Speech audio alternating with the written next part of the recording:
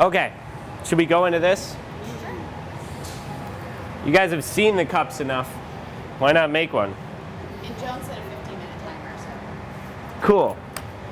Jones, could you just top this off if I don't?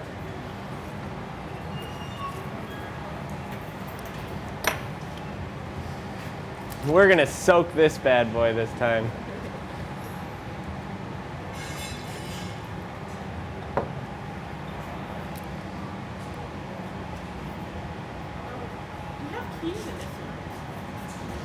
I do, because it's a different thing. I don't need them though. I don't have any keys in the bottom, and I don't have any keys here. Sometimes I was like, oh, I'll put a key in. I really like that today. I don't know. Being in my mind is a very strange place. Trying to understand it, not gonna happen. Do you work exclusively in 5-part molds? No.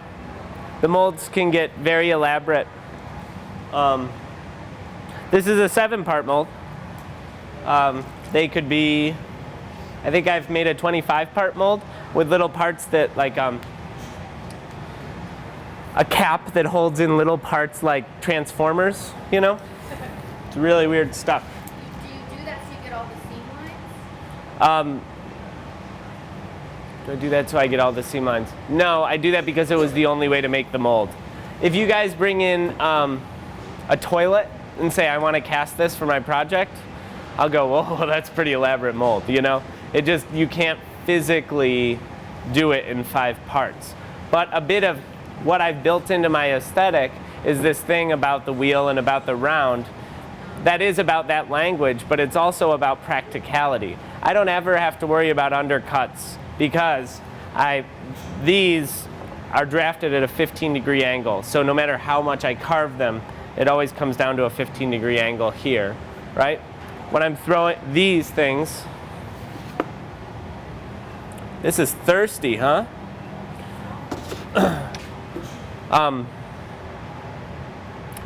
These, throwing the thing round, right? And if you cut it in half, you might risk that thing becoming non-draftable. It might have an undercut if you cut it unevenly. Well, then when you cut it in quarters, there's no way that it wouldn't draft. I'm sorry, what do you mean when you say undercuts? Huh? What do you mean when you say undercuts? Undercuts? Okay.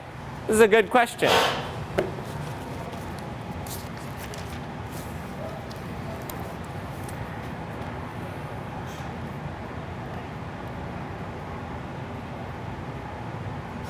This is a chunk of plaster, right? And you can assume that that's 90 degrees right there. If it's any more acute an angle, right? If it's 86 degrees right here, the object inside it will not be able to remove itself, right? This is why you see molds with a bunch of different parts. Because if you can't get, right, if you had a 90-degree angle here and then a more dramatic one here, this would have to be a piece so that it would slide out, and then this would have to be a piece. Because if this was one piece, when the thing went to come out, it just wouldn't happen. Does that make sense? Make sense? Yeah! This is good. It's hard to explain that for me. What are we going to do here, Sash? That is a good question. We'll just do some horizontal lines. And some, yes? You may have been asked before, but I can't bring back before. Your outer shape on your mold, is that what your band's on to get that outer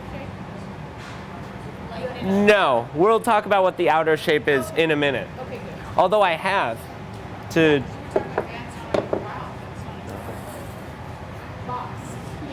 Mm-hmm. Yeah, we'll talk about that in a moment.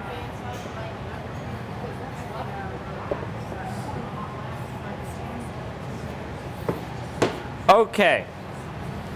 We're gonna do something like that maybe. We'll see when we get into the moment. This is yellow. Ladies and gentlemen, we have a winner, right? Yellow. Let's start with it.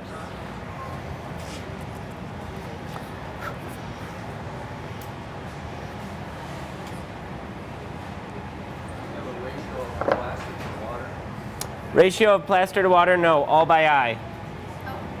But I do have an equation for for the water, which I'll discuss shortly. It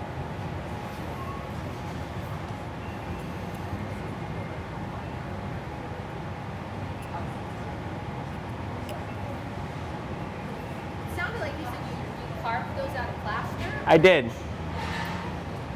So this one was carved out of plaster, and then this is the mold taken from that.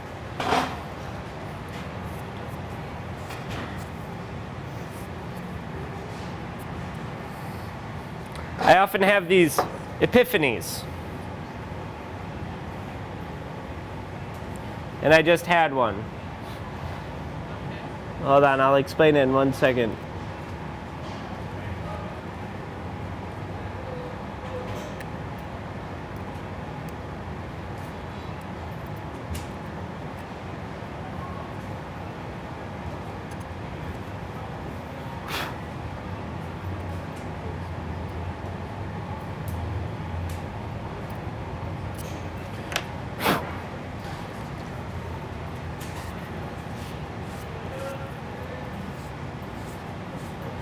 My epiphany was work with the form in the thing, right? So what goes well with yellow? Let's do some blue. Let's check it out.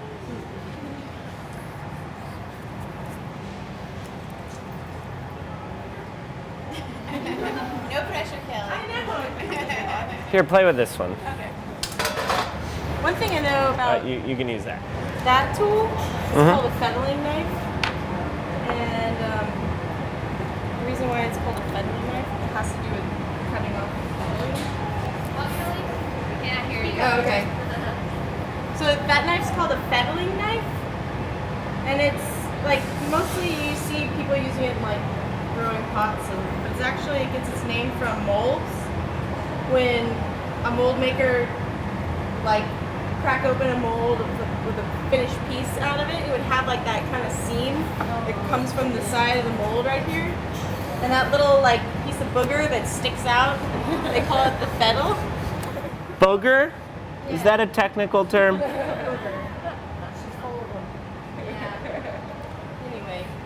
somebody told me. And I brought you up here and you're talking about boogers in front of people? Yeah. Want me to put other color on this one? Nah, I'll put the color in. But just cut. I wanted this to be a collaboration. I'm not closed-minded, you know? You want to clean this up maybe for a minute? Sure. Awesome.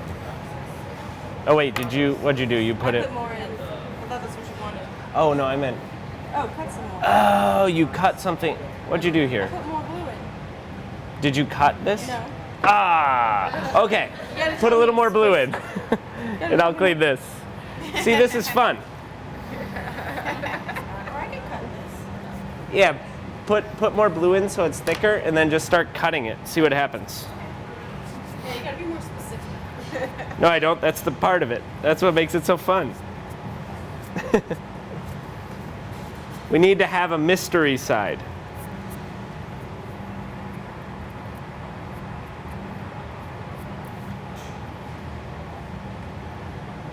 Here, why don't you put some red right there? Okay. I'll deal with this. Yes, please.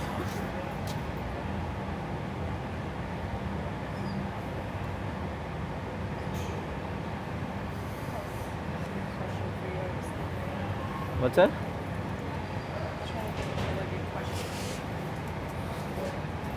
Oh. So I noticed in the Russian porcelains Uh-huh. that you like, Mhm. how they sort of like the compositions were abstract. Mm-hmm. Kind of at first when you look at it, they just look like designs on a plate. Mm-hmm. But then when you look closer, you notice the design makes up an image. Mm-hmm. Do you ever do that kind of work in this? I think that's kind of exactly what this is. And that's why I was so drawn to the Russian porcelain. Because as I said, I was looking at this stuff a little thicker. It's just not coming off of these well. I was looking at tattoos and stuff like that. And so it's flowers, and it's very simple things that you can grapple with, right? And then I was looking at, and then I was putting them on, and I was noticing their graphic quality. And then I started looking at those Russian pots, and they're iconic in the same way, and simple and geometric. At that point, they were not that far off from what's happening today in the way that people use things. Is that called timeless, or is that just retro? I don't know. I'm not a fashion person. Let's put some light blue right In the middle. yeah. These two strips. And then we can pull out some white pretty soon.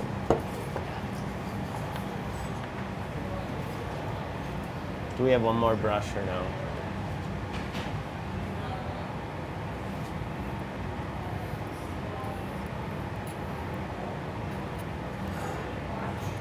How much longer do you think before this one is ready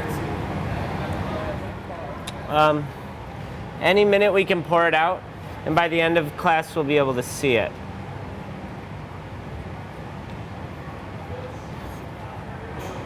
You don't really want to cast the mold too thin because it could be extremely thin and delicate when you open the mold, and it could easily rip. And so it's a good idea to cast your molds a little thick, especially in the beginning. And especially like when you make a brand new mold and you cast it the first time. First of all, like the piece might pull out some small chunks of plaster, so you generally throw away the first casting because there might be little bits of plaster stuck in your clay, and that's not good. Because if you fire that piece, then eventually that plaster is going to want to jump out of your clay and it can break your piece. Is that around your mold? Like those big chunks of your designs? It's usually like little itty bitty, teeny tiny pieces, and it's kind of like a general thing. Most people toss out the very first casting. The other thing is, the more you use your mold, the easier that you get to start popping your pieces out because there's sodium silicates in all these deflocculated slips. And the sodium silicate is what keeps the clay particles suspended and not settling out and turning to water on the top and clay on the bottom. And over time, and years of using them, that sodium silicate starts to leach into the plaster. And if you cast your mold like once every 24 hours, it'll last for years. There was this old lady with a beehive hairdo that had a mold shop in Chico where I went to undergrad. And she had hundreds of molds. Like, she had a bust of Darth Vader. And she would say, like, I pour my molds once a day, and that's it. Like, because if you pour them, say, twice or more in a 24-hour period, that sodium silicate gets into the plaster, and then it starts giving this kind of hairy, salty look to it, and it starts to, like, eat into the plaster, and your molds, your pieces don't come out. I'm talking too much. All right, I need to intercept you for a moment. Go for it. I'm having him pour this mold out super slowly, right? That bottle shape, right at the top there, it's, someone give me the word, bottlenecking, right? Crazy. So what's gonna happen there is if you hear a little chug a lug, lug, lug, lug, lug, lug, what's gonna happen is it's gonna force a little like thing that sucks the walls, or sucks the clay off the walls. So he's slowly pouring, not chug-a-lugging. Now everything that Kelly said has nothing to do with the way that I use molds, because I can cast immediately because I dunk these things in water. Yeah. I don't really care if the plaster gets into the clay because I'm already putting it into the clay and then sanding it out. And my molds don't last longer than a few months. So it's interesting how different the processes can be. I wanted a little bit of white here.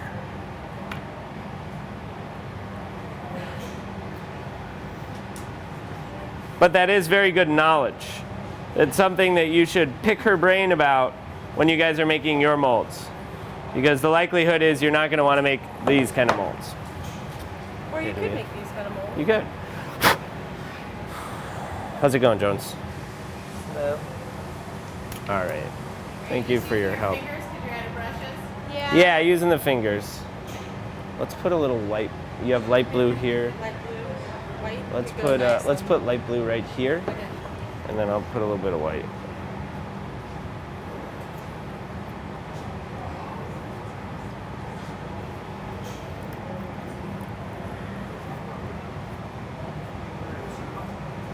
So you don't have to roll your form as you're emptying out Well, from the can one side. you should. He didn't know that, and I didn't tell him, so we're gonna let that go.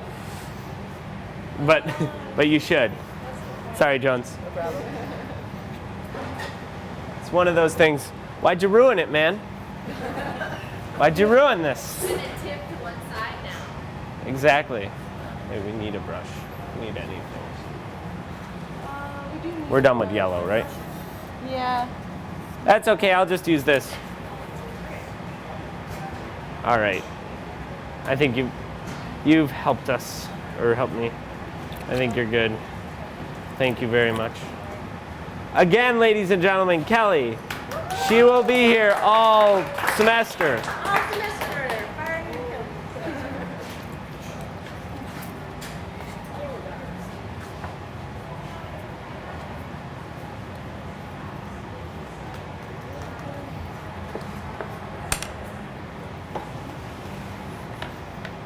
Will you talk a little bit about your color combinations Right now or in general? in general? There's something about them being very primary, right?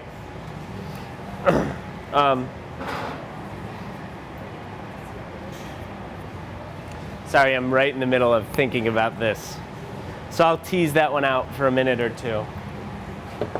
And then I'll get back to it.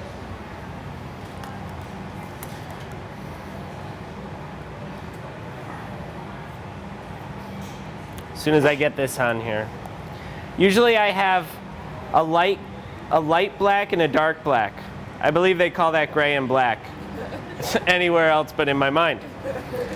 I have a light and a dark black. And half of the mold I'll do very colory, and half of the mold I'll do light and dark black. And there's something about that, for lack of a better term. But right now I have white, so I'm going to do something white and black on 1/4 of the mold.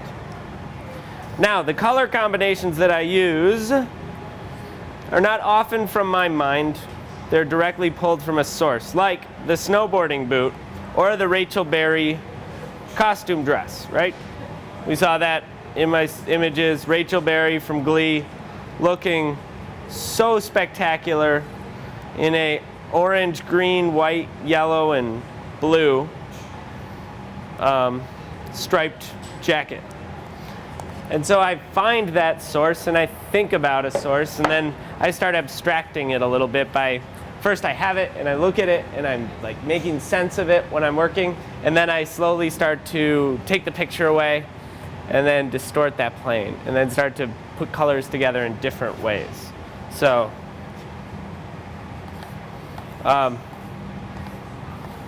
it's almost always referencing something very direct in contemporary culture, which is what's so exciting about it. Most things are just red. They're very blunt. They're not. They're very what's the word? Intense. People don't sweat the small stuff. They want blue. Do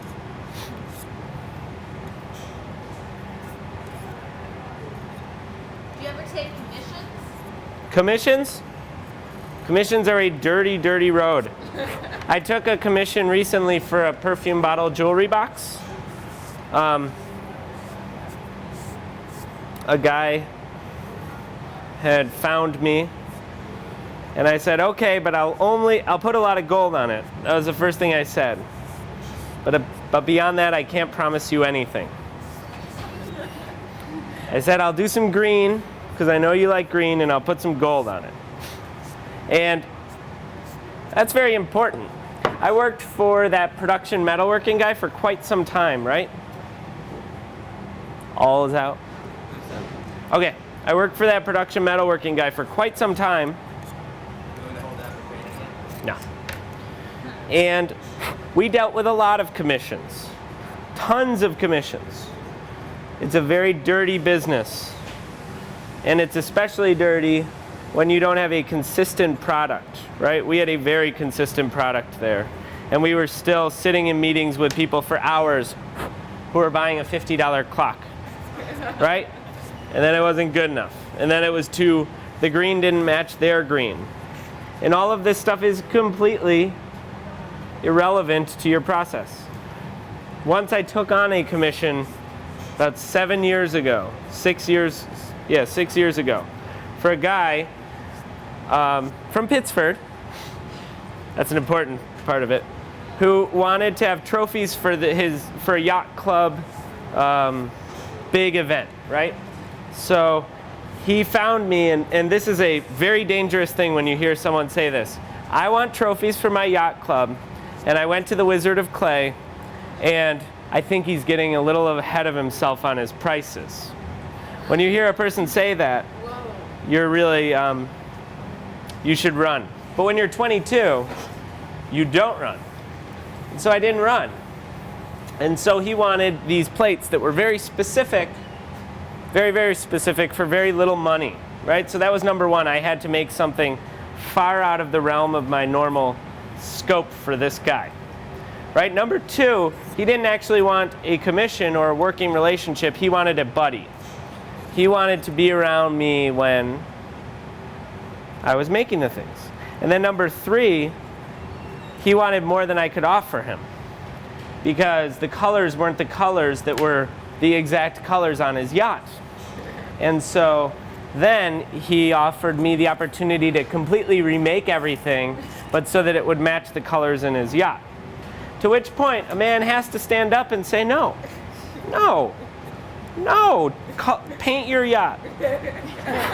Seriously. And get away from me. And it was that very moment, he was pulling me out of work with Mark, and Mark was entertaining, Mark being the metalworker, was entertaining me to take this commission because he thought it would be a learning lesson. And he was correct. So I had to yell at this guy. Nobody likes yelling, especially not me. I'm sugary sweet, you know? But this whole thing about a commission is very dangerous. There has to be rules. You have to be number one, right? Sometimes it's not possible.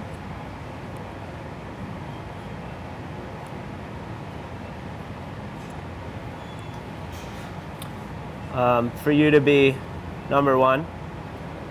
Sometimes you have to do things like work with local government to do something. This is far outside of what I do. But sometimes you might have to work with a state park. You might have to do things that, I mean, you want to do it. You want to help the community. You want to give them art. But private people, commissions, dangerous. The best way to go about it is to say, I charge a $75 an hour consultation fee. Serious. Scare them off. And if they're not scared, do the project. And then you say, the project will cost you X plus the fact that it's a special commission, so it will cost you 40% more. And then if they say okay, then it doesn't matter how many colors they want you to make, because the consultation covers it. Does this sound crude? This is honest. This is extremely honest. Exactly. And if anyone ever comes up to you and says that they want to do a project for their yacht club, don't do it. Seriously. Not that I have any problem with yacht clubs or anything. It was just a one experience.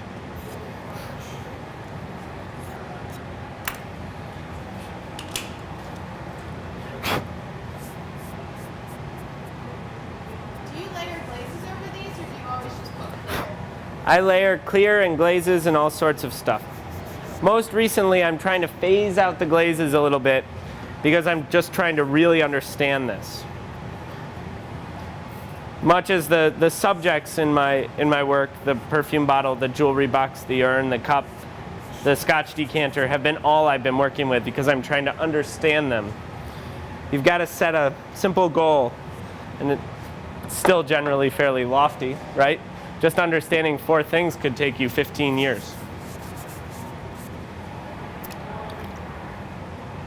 So how did you come up with layering different colors of slip? Is it something you saw, or you just... Trial and error. I met with my advisor. There were certain things that I was trying to do and I just couldn't find the way to do them. So we'd meet week by week and try to figure stuff out. And I don't know if you want the extremely detailed thing about it or if you just want to know that it kind of was always born out of necessity. It wasn't like I didn't magically say, oh, I saw someone doing this with colored slip and I'm going to do that. That didn't happen.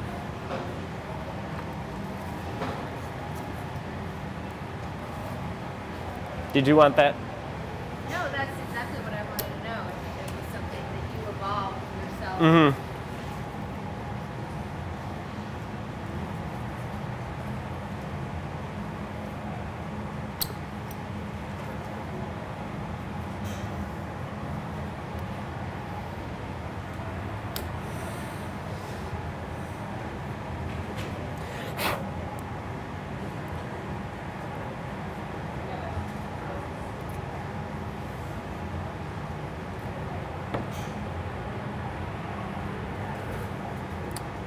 Okay, so I'm going to fill this up with clay. Okay? It's like Christmas. We've got too much in the kitchen, huh?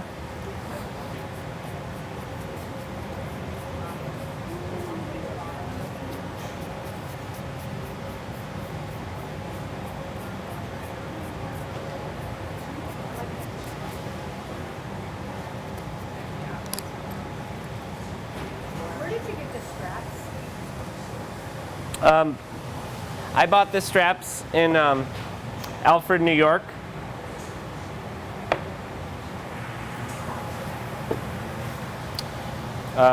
Just at a little hardware store there. They must get them from somewhere, but I haven't asked them yet. They're where it's at. Right now.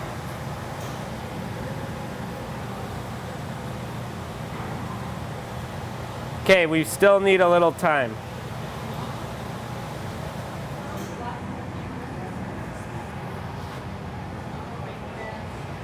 You may not want the camera to see it. Okay. Right? Now, this is very important. Kelly, our lovely assistant, and I were not communicating well. So on this side, we have a little blue and yellow because I had splashed the yellow on, she had splashed the blue on. This is not a failure of this thing. This is a perfect time for gold, right?